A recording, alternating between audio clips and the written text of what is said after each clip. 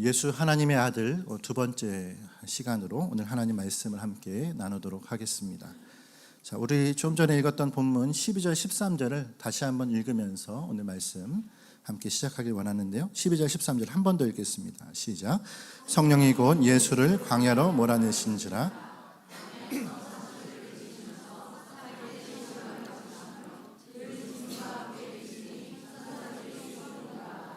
아멘.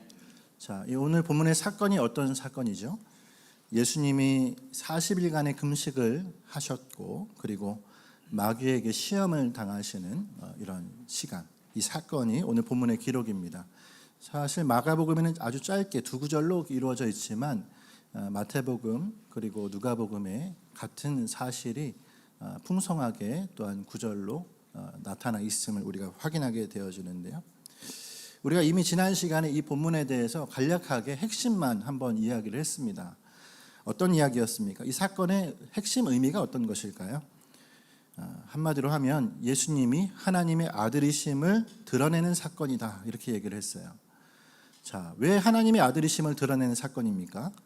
우리가 지난 시간 마태복음 4장의 말씀에 나와 있는 내용들을 비추어 보았을 때 사탄이 예수님에게 어떻게 시험했느냐면 하나님의 아들이여든 이라는 말을 하면서 시험을 했어요. 다시 말하면 이 사건을 통하여서 하나님의 아들이심에 대해서 사탄은 시험했고, 그것을 스스로 이겨내고 또한 증명하신 사건이 바로 이 광야의 시험 사건이다라고 하는 것입니다. 그래서 마귀는 시험을 걸어온 이유가 뭘까요? 아들이심에 대한 시험, 그의 아들이심을 꺾어버리려는 시험이 그 내막 속에 있었던 것이고, 이 시험을 이기심으로 해서 그분은 자신을 증명하셨습니다. 우리가 오해하지는 마셔요. 이 일이 이겨서 예수님이 하나님의 아들이 된 것이 아니라 그분이 하나님의 아들이신 것을 증명한 사건이라는 거예요. 믿으십니까? 아멘.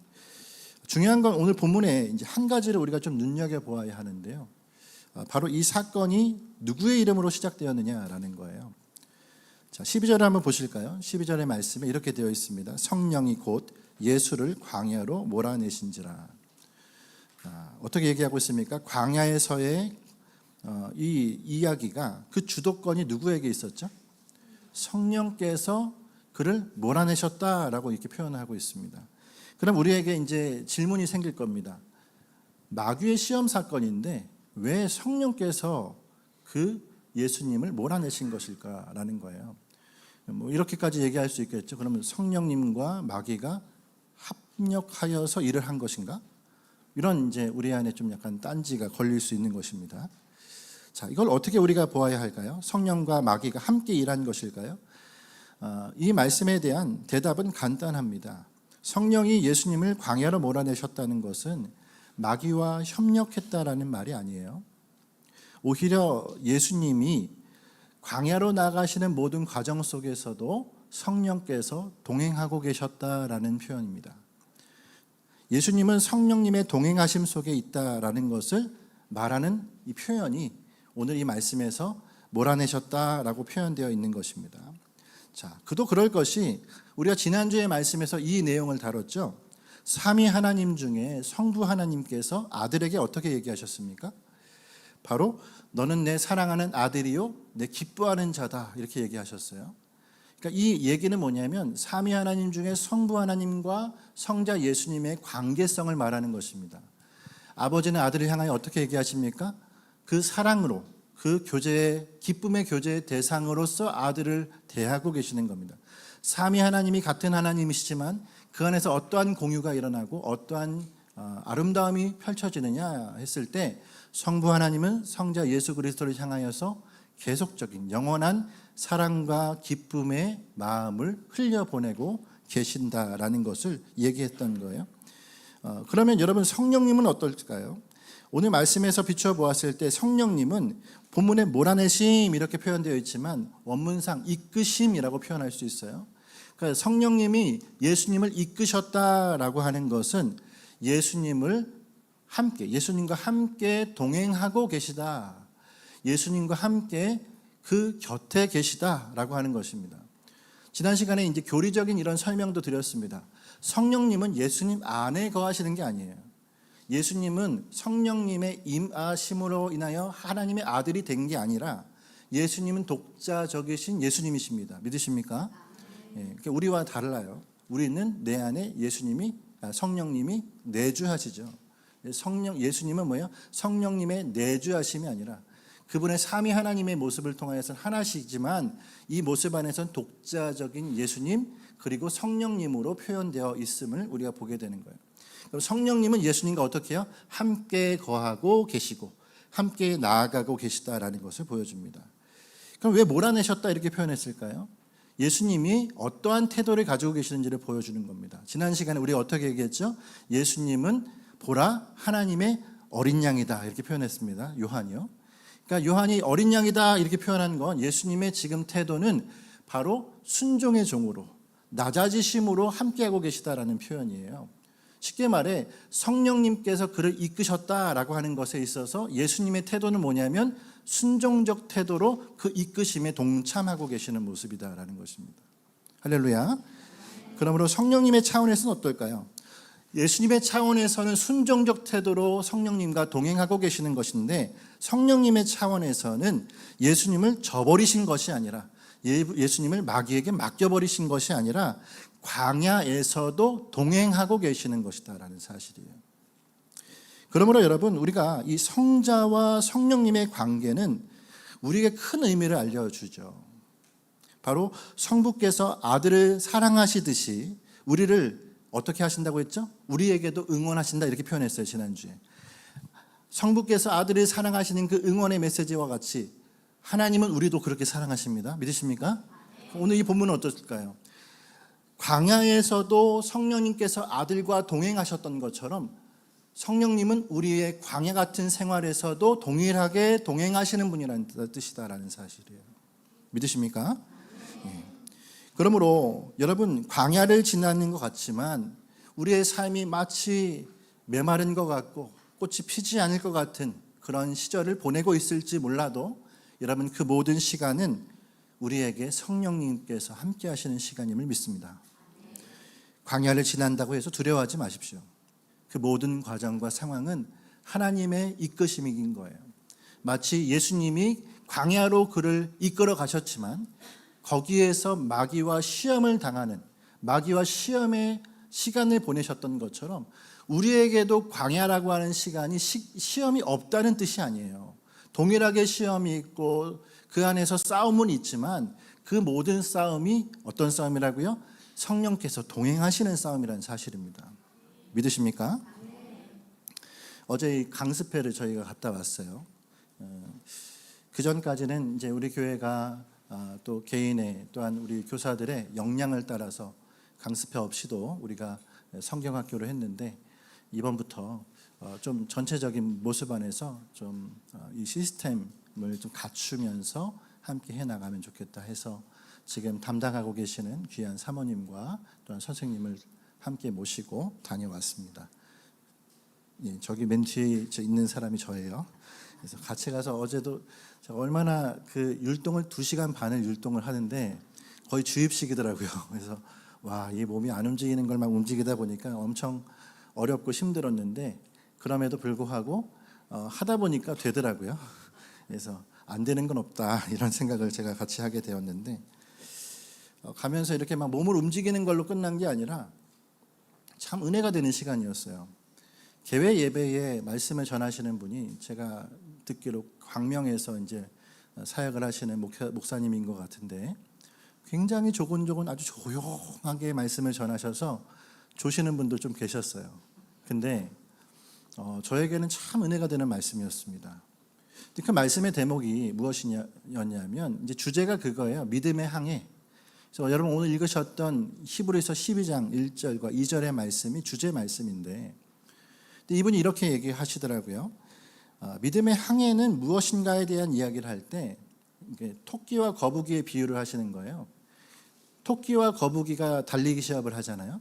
근데 우리는 그냥 맥락상 보면은 토끼가 거북이를 이긴 사건에 대한 이제 사건의 결과만 조망을 한단 말이죠. 근데 이분이 좀 꼬집어 보고 이제 그 안에 있는 것들을 좀 생각해 보시는 거예요.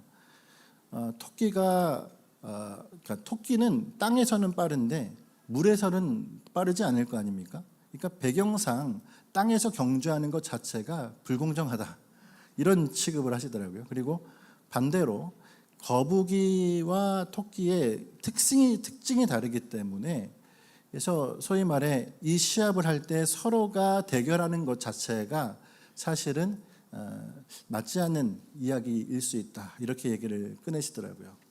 그러면서 한 가지를 얘기하는 게 뭐냐면 거북이가 이기려고 가다가 분명히 토끼를 봤을 텐데 토끼를 같이 깨워서 손잡고 갔으면 어떻을까, 뭐 이런 얘기를 하시는 거예요. 참 이상적인 얘기죠. 그 토끼도 마찬가지로 그냥 거북이를 등에 업고 갔으면 어땠을까, 이런 얘기를 하시면서 이렇게 이제 풀어가십니다. 그리스도인이라면 우리는 어떻게 이 땅에서 살아가야 하는가, 이렇게 풀으면서 우리가 경쟁 구도 안에서 서로가 이기려고 살아가다가 서로를 놓치지 않고 함께 나가야 된다, 이 이야기로 이렇게 풀어가시면서 말씀을 전하는데 재미있었습니다. 그러면서 이제 하시는 얘기가 뭐냐면 믿음의 항해, 믿음에 대해서 얘기할 때 이렇게 얘기하시는 거예요. 믿음은 버티고, 우리가 버티고 견디게 하시는, 이런 찬양 있잖아요. 버티고 견디는 것이다, 이렇게 표현하셨어요. 믿음이 버티고 견디는 것이다, 이렇게 표현하시면서 하는 얘기가 이 히브리서 12장 2절 말씀에 나와 있는 믿음의 주요 할 때 믿음이라는 단어가 출애굽기 17장의 말씀에 나오는 아말렉과의 전투에서 아론과 훌이 손을 들어줄 때 모세가 이기고 손을 내렸을 때는 지게 되어지는 그 사건 있잖아요. 그 사건을 보면서 그 사건에 나타나는 단어 에무나라고 하는 단어, 다시 말해 이들이 견고하게 세워지는 이 이야기와 닮아 있다, 같은 맥을 하고 있다, 단어적으로 그러하다, 이렇게 표현을 하시는 거예요. 근데 제가 지금 찾아봤더니 믿음이란 단어는 아니고 히브리서 12장 1절 말씀이 그러하더라고요. 자, 히브리서 12장 1절 말씀 한번 읽어볼까요? 앞에 좀 띄워드리겠습니다. 이건 시작. 이러므로 우리가 구속 마치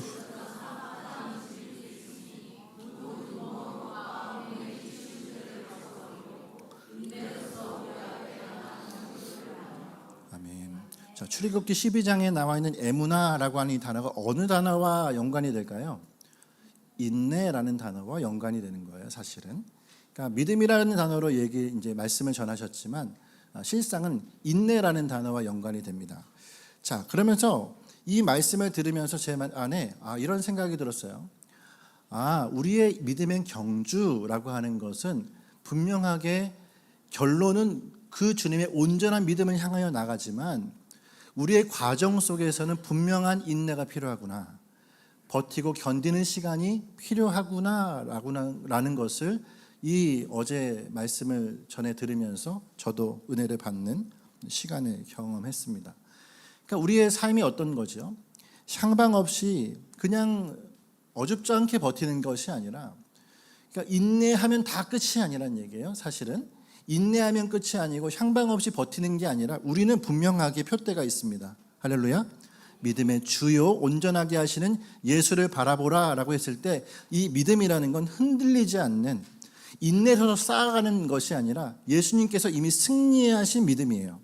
그러니까 히브리서 12장 2절의 말씀에 믿음은 완전한 믿음임을 믿습니다. 근데 그 믿음을 쫓아가는 우리는 어때요? 오늘 하루의 삶에서, 우리의 인생에서 버티고 씨름하고 달려가는 우리의 모습이 나타난다라고 하는 것이죠. 그러니 여러분, 오늘 우리가 이 광야의 시험 사건을 보면서 무엇을 보아야 합니까? 우리가 지난주에 말했던 것처럼 예수님은 하나님의 아들이심을 믿습니다. 이 이야기는 고스란히 예수님은 이미 모든 시험을 승리하신 분이라는 사실이에요.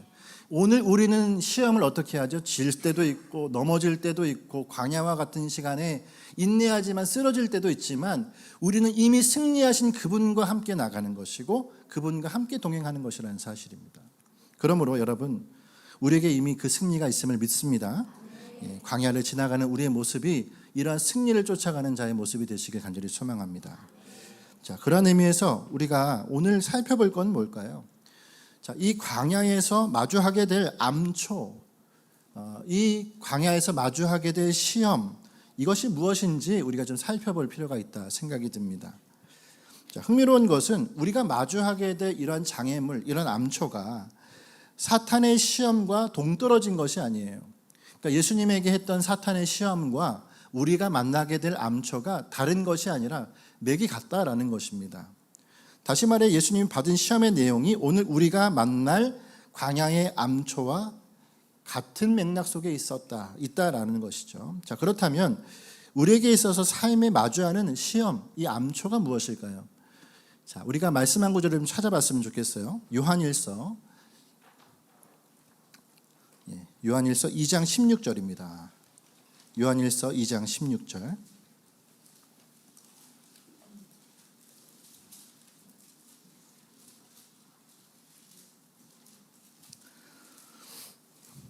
자, 우리가 마주하게 될 사탄의 시험, 암초는 세 가지인데요. 오늘 이 요한일서 2장 16절의 말씀에 나타나 있는 걸 한번 확인하시길 바랍니다. 2장 16절 읽겠습니다. 시작. 이는 세상에는 모든 것이 육신의 정욕, 안목의 정욕, 이생의 자랑이니 다 아버지께로부터 온 것이 아니요 세상으로부터 온 것이라. 아멘. 자, 분명히 세 가지에 대해서 이렇게 얘기합니다. 아버지에게로부터 온 것이 아니고 세상으로부터 왔다. 사탄에게 속한 것이다 라는 의미예요. 자, 그 세 가지가 뭘까요? 육신의 정욕, 안목의 정욕, 이생의 자랑입니다. 자, 사탄이 우리를 넘어뜨리기 위해서 암초를 놓고 장애물을 놓고 우리에게 시험거리를 놓을 때 그것이 어떤 요소이냐 했을 때 육신의 정욕, 안목의 정욕, 이생의 자랑이다라고 이야기를 할 수 있다라는 것입니다. 자, 소위 욕망으로부터 나타나는 욕망으로부터의 시험거리들, 이것이 우리를 향한 사탄의 시험거리, 암초라고 하는 거예요. 자, 중요한 건 이 세 가지의 욕망이 사탄이 예수님을 건드리는 요소와 본질상 차이가 없습니다. 그러니까 예수님에게 시험을 하는 그 일들과 이 세 가지 요소가 맥을 같이 한다는 뜻이에요. 자, 그 이유가 무엇일까요? 사탄은 애초부터 그의 공격의 요소들을 한 번도 바꾼 적이 없어요. 소위 말해 이건 오픈된 기출문제입니다. 그러니까 누구에게나 다 알려준 거예요. 이미 사탄은 이렇게 시험할 것이다 라는 것을 우리는 이미 사탄의 존재가 나타나면서부터 알게 되었다는 사실입니다. 자, 그것을 우리가 한번 좀 증명받았으면 좋겠어요. 창세기로 갑시다. 창세기 3장 6절 말씀을 한번 읽어볼까요?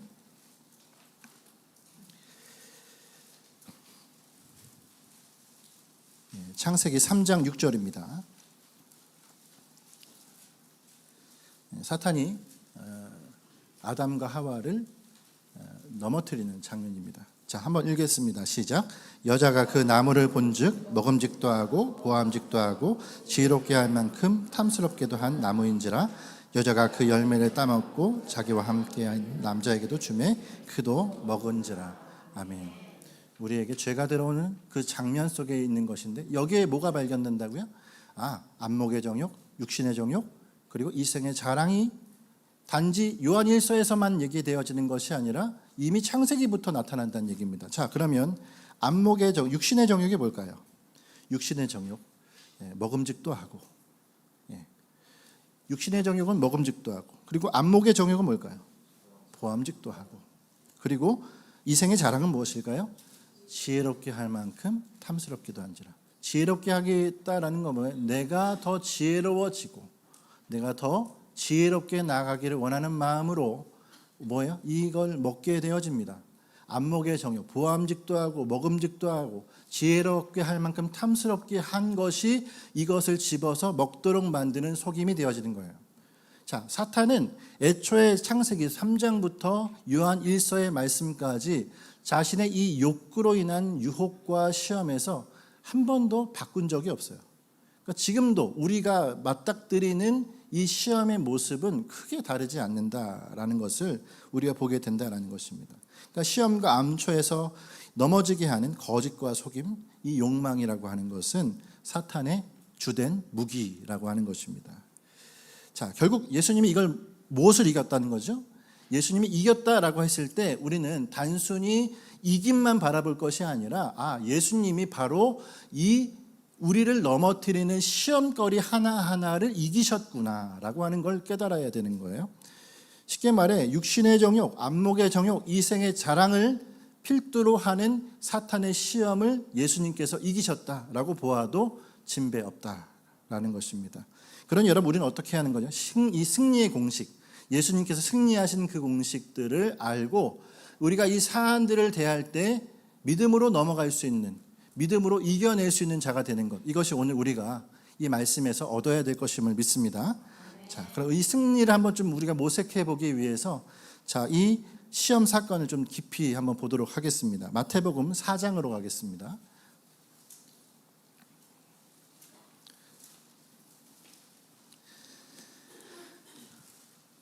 자, 마태복음 4장의 말씀에 보면 이제 예수님의 시험 사건이 구체적으로 나타나 있습니다. 누가복음에도 있고요.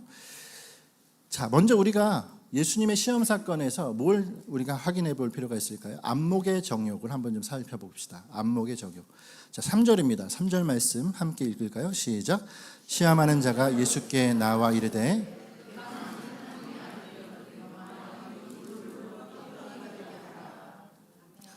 아멘. 자, 예수님의 시험 사건인데 예수님의 지금 상태가 어떻습니까? 육신의 지금 상태. 2절의 말씀에 보면 40일간의 금식을 마치신 상태예요. 그러니까 육신적으로 굉장히 지쳐 계시고 그리고 흔들리기 쉬운 상태인 겁니다. 굶주림으로 이제 이 모습이 예수님이 인간으로 오셨기 때문에 그걸 모두 감수하셔야 되는 상태인 거예요. 그러면 어떻게 될 수 있습니까? 말에 매우 흔들릴 수 있는 겁니다. 누군가의 말에 흔들릴 수 있는 상태가 예수님의 현재의 상태인 거예요. 그러나 그뿐 아니라 예수님은요, 그럼에도 불구하고 성자 하나님이심을 믿습니다. 자, 성자 하나님이시라면 뭐 할 수 있죠? 진짜로 이 말처럼 돌을 떡으로 바꿀 수도 있는 것입니다. 그러니 예수님이 굶주려 계시고 흔들릴 수 있는 상황에 그분께서 돌로 떡을 만드실 수 있는 분이구나 라는 사실도 알게 되는 거죠. 어떻게 해요? 우리가 예를 들자면 돌로 떡을 만든 건 아니지만 떡을 가지고 기적을 베푸신 사건이 있죠. 오병이어의 사건. 예수님은 충분히 이러한 일을 행하실 수 있는 분이라는 것을 성경은 말해주고 있다는 거예요. 그러나 예수님은 이 시험의 본질을 잘 알고 있었습니다. 예수님 이 시험의 본질을 무엇이라고 얘기하는 것입니까? 단순히 떡의 문제가 아니라 이것은 사욕에 대한 문제라는 거예요. 사욕, 사적 욕망에 대한 거예요. 사적 욕구에 대한 문제입니다. 그러니까 예수님이라고 하는 분에게 있어서 개인의 사적인 욕구를 계속 건드려서 그분의 격을 떨어뜨리려고 하는 것이 사탄이 지금 하는 행동이라는 거예요. 자, 예수님은 어떤 모습으로 이제 시작하셔야 되죠? 소위 공적 사역을 시작하셔야 됩니다. 공생애를 하셔야 되는 상태인 거예요. 그러나 사탄은 나타나서 예수님께 뭘 하고 있냐면 너 자신을 위해서 돌로 떡을 만들어 먹어라. 쉽게 말해 공적 사역을 감당하셔야 될 예수님에게 사적인 욕구로 그 격을 떨어뜨려서 예수님이 하나님의 아들이 아니라고 스스로 판명하게끔 그에게 시험을 걸고 있는 모습이 이 얘기라는 사실이에요. 자, 그렇기 때문에 여러분 이 사적 욕구 이것이 우리에게도 동일하게 나타나는 시험거리이다는 사실입니다. 자, 그럼 먼저 이걸 한번 생각해 볼게요. 예수님은 이 시험을 어떻게 이기셨을까요? 기록된 말씀을 통해서 이기셨습니다. 할렐루야. 4절입니다. 한번 읽겠습니다. 시작. 예수께서 대답하여 이르시되 기록되었으되 사람이 떡으로만 살 것이 아니요 하나님의 입으로부터 나오는 모든 말씀으로 살 것이라 하였느니라. 아멘. 예수님이 이 시험을 이기신 말씀은 뭡니까? 기록되었으되 사람이 떡으로만 살 것이 아니요 하나님의 입으로부터 오는 모든 말씀으로 살 것이다. 이렇게 말씀을 하셨어요. 예수님이 이 시험뿐 아니라 또한 모든 3번의 시험을 다 신명기의 말씀을 인용하셔서 이겨내십니다. 나중에 보시면 아시겠지만 쉽게 말해서 예수님은 우리에게 답을 주셨던 거예요. 예수님이 어떤 답을 주셨습니까? 우리가 이길 수 있는 승리의 공식은 바로 하나님의 말씀 안에 다 기록되어 있다라고 하는 것을 알려주고 계시는 거예요. 믿으십니까? 네. 그러니 예수님이 그냥 이기신 것이 아니라 기록된 말씀을 인용하면서 이기셨다라는 얘기는 우리도 어떻게 이기라는 얘기죠? 바로 그 말씀을 기반으로 이기라고 하는 것을 말해주고 있는 것입니다. 자, 그러므로 사람이 떡으로만 살 것이 아니요 하나님의 모든 말씀으로 살 것은 오늘 우리에게도 이 시험을 이기는 해답임을 믿습니다. 아멘. 자, 그러면 여러분 우리가 어떻게 이 시험을 이겨야 될까요? 떡으로 대표되어지는 사적 욕구, 이건 우리에게도 찾아오는 욕구입니다. 우리에게도 사탄은 이 욕구를 가지고 우리가 사적으로 나 자신을 위해서, 개인을 위해서 나의 이기적인 모습을 계속 추앙하며 추구하며 살아가도록 만드는 것이 사탄의 모습이라는 거예요. 그럼 우리가 어떻게 이기냐라고 했을 때 예수님은 뭐라고 얘기했습니까? 떡으로만 사는 게 아니라 하나님의 말씀으로 살 것이다. 이 땅의 것에 내 욕구를 위해서 살아갈 자가 아니라 전혀 우리와 구별되는 하나님, 하늘에 속한 하나님의 말씀으로 살라고 하시는 것이죠. 이 말이 어떤 말입니까? 우리는 이 땅을 살아가고 있고 이 땅의 것을 함께 공유하며 살아가고 있지만 우리는 이 땅에서의 것으로 체험을 받는 것이 아니라 우리는 하늘에 속한 자로서 살아가야 한다라는 사실입니다. 믿으십니까? 그러니 여러분 안목의 정욕, 소위 말해 사욕과 속임, 이 사탄의 속임 속에서 우리는 어떻게 살아가야 되죠? 사탄은 계속 내 개인, 내 삶의 자리, 그리고 내가 가지고 있는 것에 대한 추구, 나를 배불리게 하고 내가 행복하기를 원하고 싶어하는 마음들, 이런 것으로 나를 가득 채우면 진짜 행복할 거라고 이야기하고 있어요. 속임입니다. 우리의 진정한 행복은 어디 있을까요? 하늘에 있음을 믿습니다. 우리의 진정한 은혜는 하늘로부터 나타나는 것입니다. 그러므로 여러분 교회도 마찬가지죠. 우리가 주정 말씀을 통해 무엇을 보고 있습니까? 고린도전서 11장과 12장의 말씀을 지금 보고 있는데 여러분 12장의 말씀의 은사에 대한 이야기를 나오면서 그 말씀에서 우리가 무엇을 확인하게 됩니까? 은사라고 하는 건 교회에 다양하게 나타납니다. 그리고 지금도 그 은사는 중단되지 않았습니다. 믿으십니까? 대신 중단되지 않았다라고 하는 일과 함께 역으로 하나님은, 성령님은 주시지 않을 수도 있습니다. 그분이 주시지 않는다라고 하는 것이 패했다고 표현하는 건 우리가 가지고 있는 교만함이에요. 성령님은 지금도 각 곳에 은사를 베푸시는 분이다라는 사실입니다. 중요한 건 그 은사를 베푸시는데 그 은사를 어떻게 사용하기를 원하신다라는 거죠. 개인의 사적 욕구, 사적 이용으로 사용하는 걸 원하지 않으시고 그분은 그 주님의 몸된 교회를 세우는 것에 은사가 사용되기를 원하신다는 사실이에요. 믿으십니까? 여러분 은사는 개인을 위해 주시는 것이 아닙니다. 나에게 하나님 지혜의 말씀을 주셨거나 지식의 말씀을 주셨거나 병고치는 은사를 주셨거나 아니면 우리에게 통변과 또한 여러 가지 방언을 말하는 모든 일을 주셨을 때 여러분 이 모든 것은 나 개인을 위한 것이 아니라 하나님의 교회를 품고 그 교회로 온전히 세워가길 위해 주신 것이다라는 사실이에요. 그러니 여러분 우리의 접근은 어디까지 가야 될까요? 단순히 우리의 은사적인 부분, 교회뿐만이 아니라 우리의 모든 삶도 동일한 겁니다. 우리의 삶은 어떻게 접근되어야 됩니까? 다시 말하면 우리의 모든 삶, 내가 있는 일터, 내 가정, 내가 하는 모든 관계들, 이 모든 것이 내 사적인 개인의 욕구를 채워가는 것이 아니라 우리는 하나님 앞에서 바로 주님을 위한 삶으로 살아가야 한다는 사실이에요. 이러한 접근이 저와 여러분에게 있길 간절히 소망합니다. 그러므로 그 기준과 가치가 바뀐 사람이 오늘 저와 여러분임을 믿습니다. 세상과 동일한 기준으로 살아가는 것이 아니라 같은 모습을 보이는 것 같을지라도 그 안에 내막, 그 안에 기준은 우리는 하늘의 것을 품고 나가는 자임을 믿습니다.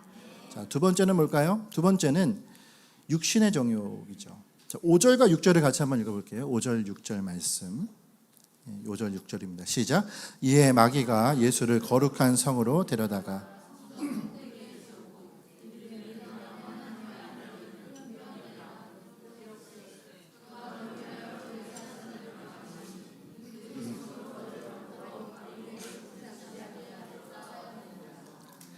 아멘. 자, 마귀의 두 번째 시험이 어떤 시험입니까? 예루살렘 성전에서 뛰어내리라고 이야기를 하는 장면인 걸 볼 수가 있어요. 자, 그 의도가 뭘까요? 예수님이 자신의 몸을 위해서 이 일을 선택하라고 말하고 있는 겁니다. 쉽게 말해 그 육신을 위해서 기적으로 아니면 천사들을 불러서 능력을 행하라라고 말하고 있는 것. 이것이 두 번째 시험의 모습이다라고 하는 거예요. 자, 이에 대한 예수님의 답변이 뭘까요? 답변이 7절인데요. 7절에 이렇게 얘기합니다. 하나님을 시험하지 말라 이렇게 얘기하고 있어요. 자, 신명기 6장의 말씀에 이 말씀이 있습니다. 너희 하나님을 시험하지 말라라고 얘기합니다. 자, 근데 우리가 여기서 한번 생각해 볼 필요가 있죠. 왜 시험하지 말라라고 얘기했을까요? 첫 번째 시험처럼 좀 더 구체적인 어떤 대안을 주시면 좋겠는데 우리도 그냥 시험하지 말라 이렇게 얘기하면 되는 걸까요? 이 내막을 좀 생각해 볼 필요가 있어요. 지금 사탄의 시험이 단순하게 그 육신만을 공격하는 것이 아니기 때문에 그런 것입니다. 자, 두 번째 시험은 어떤 시험일까요? 사탄이 지금 시험을 응용하고 있어요. 그러니까 우리가 다 알만한 시험을 주는 게 아니라 응용적인 시험을 주고 있습니다. 쉽게 말해서 말씀으로 그가 시험하고 있습니다. 자, 첫 번째 시험을 이긴 게 뭐죠? 하나님의 말씀이죠. 두 번째 시험은 어떻게 그가 출발하냐면 사탄이 말씀을 가지고 출발해요. 그러면 어떻게 해요?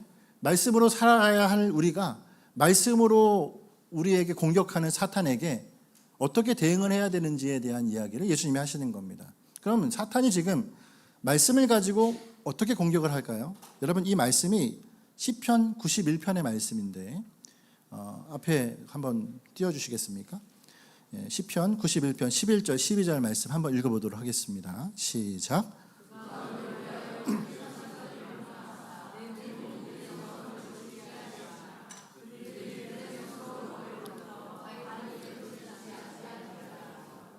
아멘. 자, 사탄이 어떻게 하고 있습니까? 그냥 대니 성전으로 올라가서 뛰어내리라 이렇게 얘기한 게 아니라 구약의 말씀이에요. 구약의 시편의 말씀을 가지고 예수님이 앞에 그래. 그러면 너 이 하나님의 말씀을 어떻게 할 거야? 이렇게 얘기하는 겁니다. 그럼 여러분 여기서 예수님이 하시는 얘기는 뭐죠? 이 시편 91편의 말씀이 말하고 있는 바가 너의 그 시험거리로 왜곡되어서 인용되어 있다라는 것에 대해서 예수님이 뭐라고 말씀하시냐면 너 하나님을 시험하지 말라라고 얘기를 하고 있는 것이다라는 거예요. 소위 말해 사탄의 응용 질문에 대해서 예수님은 가차없이 너의 오류된 그 말씀의 인용을 질타하고 계시다라는 사실입니다. 그러므로 여러분 두 번째 시험이 왜 육신의 정욕일까요? 왜 두 번째 시험은 육신의 정욕으로 적용을 할 수가 있을까요? 우리가 나 자신을 위해서 어디까지 하냐면 우리가 우리 자신을 위해서 어디까지 마음에 나 자신을 위해 혜택을 주냐면 소위 말씀을 내 마음에 맞춰서 취사 선택하는 쉽게 말해 사탄이 하고 있는 것처럼 그 말씀을 맞춤 성경으로 나에게 딱 맞는 성경으로 편집해서 포장하려는 태도 이 태도를 가진 것이 우리라는 사실을 보여주고 있는 것입니다. 쉽게 말해 육신의 정욕이 어디까지 이르느냐 단지 육신의 내 마음을 거룩 안에서 뺏기지 않는 정도가 아니라 나 스스로를 위해서 성경까지도 편집하려는 태도인 거예요. 여러분 기독교 백화점 가시면 맞춤 성경 많잖아요. 웨딩 성경, 무슨 성경. 근데 그거 뭐 자체가 성경 자체를 바꾼 건 아니겠지만 가끔 보면 어떻습니까? 성경 말씀에 있는 그 문맥과 그 모든 내용들이 우리에게 주고자 하는 그 복음의 내용이 아니라 그저 내 성취, 내 삶의 포장, 나를 위한 맞춤 성경으로 되어 있는 것이 많이 있어요. 근데 중요한 건 무엇을 말하는 것이냐면 사탄의 시험이 거기까지라는 얘기입니다. 사탄은 마치 성경을 인용하는 것처럼 하면서 성경의 말씀을 왜곡하고 우리가 그 말씀을 따라 행동하도록 만들어서 나는 성경을 따라가고 있다라고 생각하지만 사실은 사탄을 따라가게 만드는 일을 바로 이 사탄이 한다라는 사실이에요. 그러니 여러분 이 육신의 정욕은 우리 가운데 어떤 겁니까? 왜곡과 거짓의 내용들로 가득 차 있는 것이 이 육신의 정욕이다라는 거죠. 어제 여름 성경학교 강습회를 다녀오고 중간에 잠시 자리를 이동을 해서 퀴어 축제가 이루어지고 있는 시청 앞을 다녀왔어요. 그 시청 앞에 가면 예년과 다르게 매년 불어나고 있는 수많은 소위 말해 치료가 필요한 청년들 대부분 90% 이상이 청년이에요. 수만 명이 모입니다. 이게 우리가 뭐 방송에서 나오는 5만 명 그 정도까지는 아닌데 분명한 건 점점 숫자가 많아지고 늘어나고 있다는 거예요. 그리고 자기의 부끄러움을 몰라요. 근데 정말 충격적인 건 뭐냐면 매년 말씀을 드리지만 거기에 교회라는 이름으로 부스를 차린 분들도 많다는 얘기예요. 이분들은 뭐 하는 겁니까? 소위 말해 성경에서 사랑이란 단어만 취합해가지고 그들에게 너희의 모든 죄는 죄가 아니야 라고 말하면서 짜맞춘 성경으로 그들에게 위로랍시고 한단 말입니다. 그러면 어떻게 되죠? 이들은 철저하게 성령 안에서 복음을 만난 적도 없고 만날 수도 없는 상태가 되어져 버려요. 왜요? 이들에게 복음은 그저 포괄적인 복음이거든요. 약자를 사랑하시는 하나님, 이 정도인 거예요. 약자를 사랑하시는 하나님이 복음입니까? 약자를 사랑하시는 하나님은 양상이에요. 복음을 만난 사람의 양상이라고요. 복음은 십자가의 죽으심과 부활입니다. 믿으십니까? 죄가 스킵되고 나서 어떤 복음도 복음이라고 성립될 수 없는 것입니다. 죄가 논의되어지고 내가 철저한 죄인임을 깨닫고 주님 앞에 내가 바짝 엎드리는 상태에서 주님이 주시는 강력한 은혜가 내 안에 부어져서 그 예수 그리스도의 십자가 부활이 믿어짐으로 말미암아 우리는 그 주님과 동행하게 되어지잖아요. 이게 복음이죠. 근데 그 복음이 아닌 다른 것을 복음이라고 치부하고 있는 수많은 교회들이 무지개교회 뭐 이런 이름을 가지고 향린교회 무슨 이런 교회 이름을 가지고 거기에서 부스를 차리고 사람들에게 뭘 나눠주고 다 하고 있는 거예요. 짜맞추는 이 일들, 맞춤 성경. 여러분 이것이 죄 가운데서 고스란히 주님 앞에 사탄의 도구로 사용되고 있는 것입니다. 근데 여러분 우리가 질문을 할게요. 그럼 그들만 그렇습니까? 아니란 말이에요. 오늘 우리의 모습은 어떨까요? 우리나 역시도 마찬가지입니다. 우리도 나에게 있어서는 관대한데요. 남에게 있어서는 인색한 우리의 태도가 너무 많아요. 그렇죠? 거룩이 나에 대해서는 관대하단 말이에요. 이게 무슨 얘기입니까? 나에 대해서는 거룩이 관대하다. 성경의 말씀에 술 먹지 말라, 뭐 술, 담배, 우리의 몸에 해롭게 하는 일들에 대해서는 최대한 나에게 있어서 뭐예요? 아주 나이브하게 해석을 합니다. 우리 그렇잖아요. 그렇죠? 우리 언제 먹지 말라 그랬냐고. 취하지 말라 그랬지. 취하지 말라는 거예요? 먹지 말라는 거예요? 먹지 말라는 거예요. 성경이 어디요? 여기까지만 하겠습니다. 여러분 근데 남에 대해서는 어떻을까요? 남에 대해서 엄청나게 인색해요. 너 그거 거룩을 어긴 거라고. 너 그거 무엇이라고. 그냥 삿대질하고 정죄하고 바빠 죽겠어요. 이게 우리의 모습이라니까요. 근데 여러분 우리가 어떻다고요? 내 맞춤 성경 가지고 그 성경 들고 다니는 것입니다. 우리 모습이, 태도가. 여러분 복음으로 돌아가야 될 줄은 믿습니다. 우리가 복음으로 돌아가야 될 줄은 믿습니다. 복음은 한 번도 바뀐 적이 없어요. 맞춤 성경은 우리에게 뭘 만들어주면 비슷한 구색을 맞춰줘요. 마치 내가 신앙생활 하는 것 같은 느낌을 줘요. 성경 암송 많이 하면 내가 신앙생활 많이 하는 것 같죠. 머리에 든 게 많으면 내가 신앙생활 잘하는 것 같죠. 아니요, 그걸 가지고 내 맞춤 인생을 살아가고 있다면 여러분 성경과는 다르게 사탄이 좋아하는 사람이 되어 있습니다. 전혀 복음에 반응하지 않고 전혀 진리와는 다투지 않고 싸우지 않고 믿음으로 달려가는 일이 없고 나라가 무너지건 세상이 무너지건 주변에 어떤 것이 무너지건 상관없이 그냥 나만 좋아서 내면에서의 충실함 속에서 살아가고 있는 우리의 모습이라면 분명히 우리 안에서 나는 맞춤 성경 아닌지 내 스스로를 돌아보아야 한다는 사실이에요. 이런 비슷하게 구색 맞추지 마십시오. 우리 모두 하나님의 아들을 믿으시길 바랍니다. 하나님의 아들에게 생명이 있고요. 하나님의 아들에게 진리가 있습니다. 그 아들이 지금 이 시험거리를 하나씩 그래서 우리에게 모든 것을 회파하고 그 안에 진리 안에서 서도록 만들어가고 있는 것이다라는 사실이에요. 그러므로 여러분 복음이 근거된 삶, 복음이 내 안에 그 근거가 된 삶, 믿음의 주, 할렐루야, 믿음의 주요 온전케 하시는 이인 예수를 바라보자. 그분이 우리를 위해 그렇게 살아가셨고 그렇게 우리 위해 자신을 다 던져주셨어요. 우리는 그분을 쫓아가면 되는 것입니다. 세 번째 볼까요? 세 번째는 이생의 자랑이죠. 8절과 9절의 말씀을 한번 읽겠습니다. 8절 9절 말씀 시작. 마귀가 또 그를 데리고 지극히 높은 산으로 가서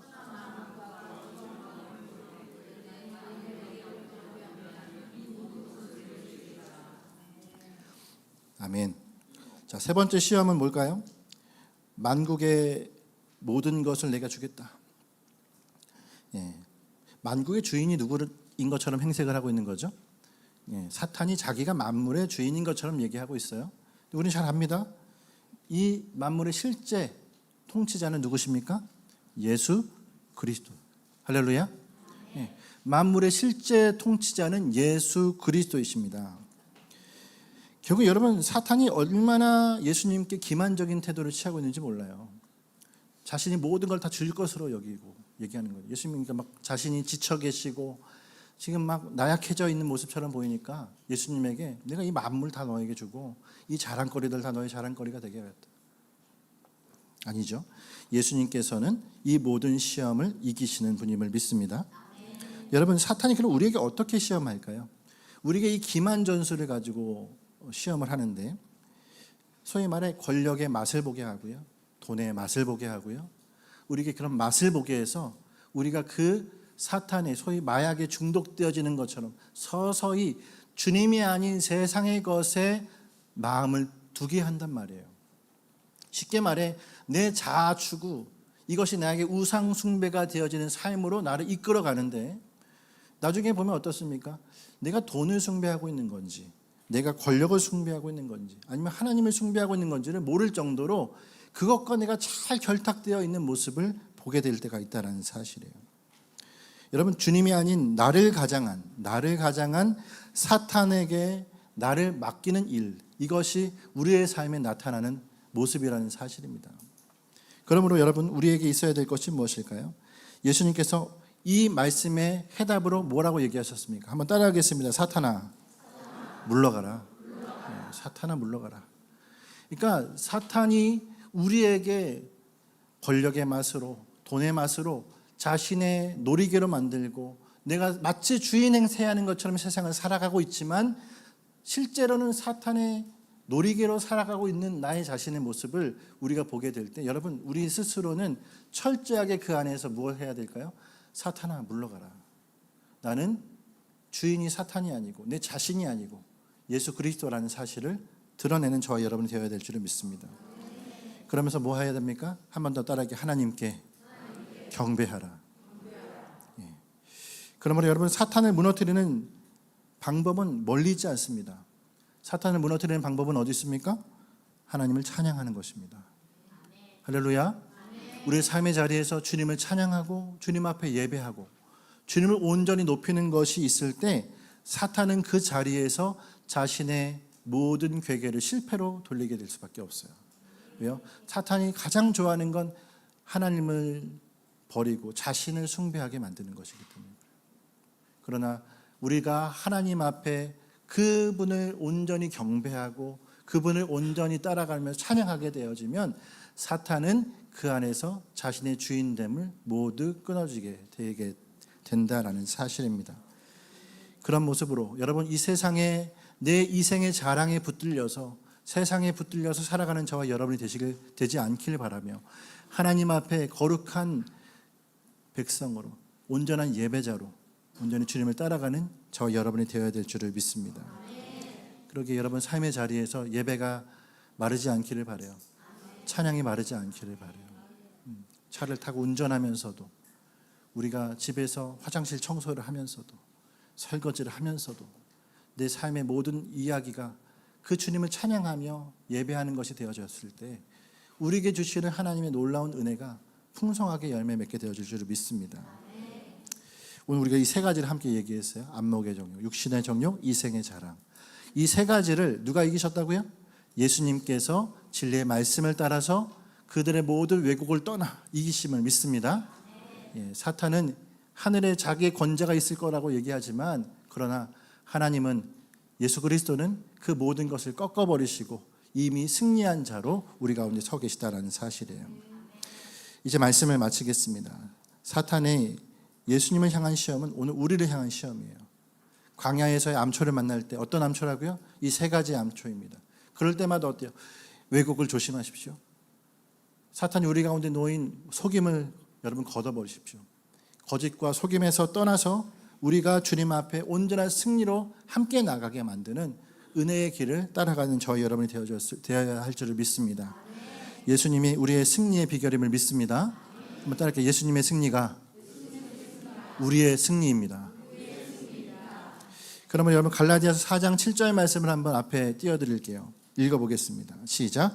그러므로 내가 이후로는 종이 아니요 아들이니 아들이면 하나님으로부터 유업을 받는 자니라. 아멘. 예수님이 하나님의 아들이신 건 우리에게 무엇을 의미합니까? 우리 역시도 하나님의 아들들이라는 사실이에요.